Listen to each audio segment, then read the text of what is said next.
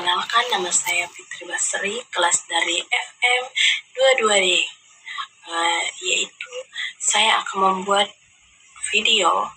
Resiko itu adalah proses sistematik untuk mengidentifikasi, menganalisis, mengevaluasi, dan mengendalikan ancaman dan peluang yang dapat mempengaruhi tujuan suatu organisasi.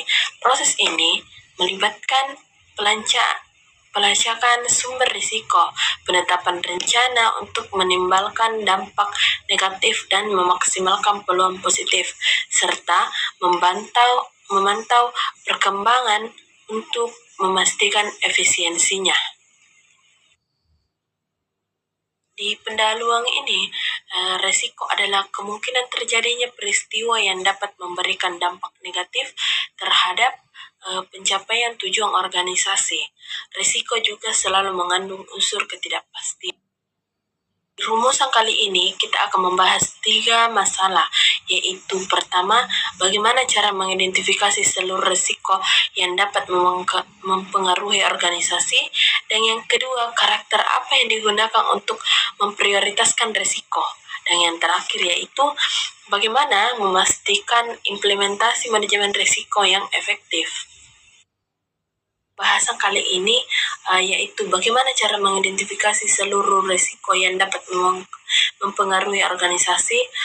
Untuk mengidentifikasi seluruh risiko yang mempengaruhi organisasi, lakukan proses identifikasi risiko secara sistematik dan dengan melibatkan semua tingkatan dan departemen, melakukan analisis situasi atau SWOT, data historis, dan lingkungan eksternal, menggunakan teknik seperti brainstorming dan wawancara, serta meninjau berbagai sumber informasi seperti laporan audit dan umpan balik pelanggan.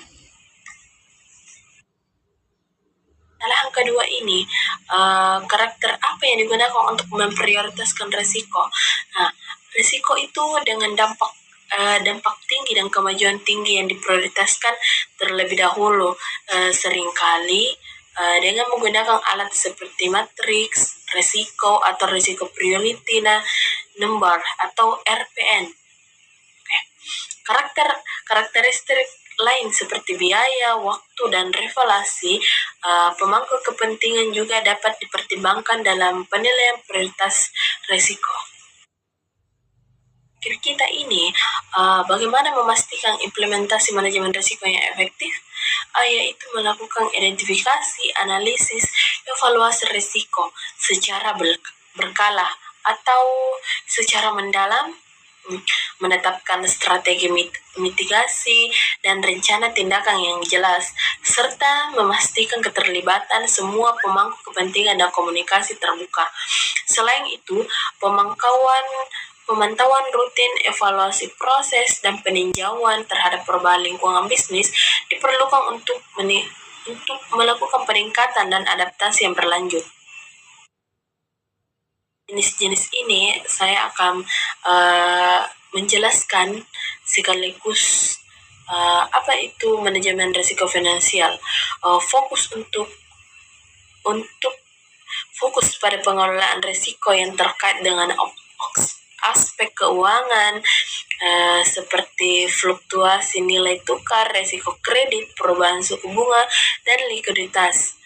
Dan yang kedua itu adalah manajemen risiko operasional, yaitu mengidentifikasi dan mengelola risiko yang berasal dari kegagalan proses internal, kesalahan atau gangguan operasional.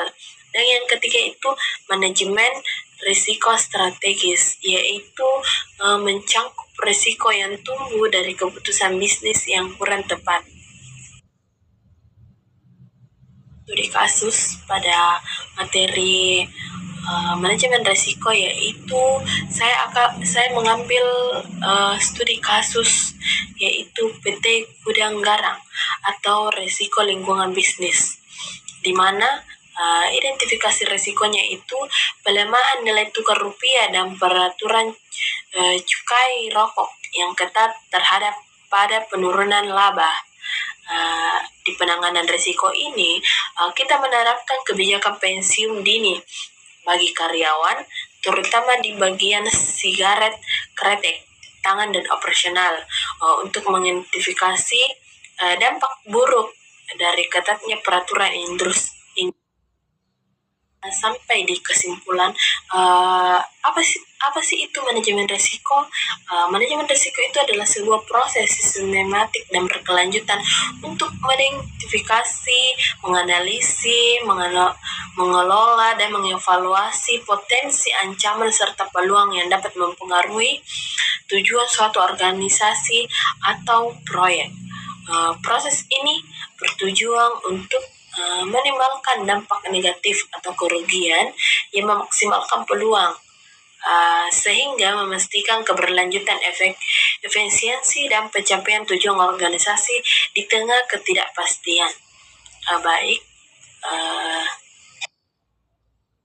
terima kasih atas kesempatannya. Mungkin ini saja materi yang saya bawakan pada tugas individu ini. Assalamualaikum warahmatullahi wabarakatuh.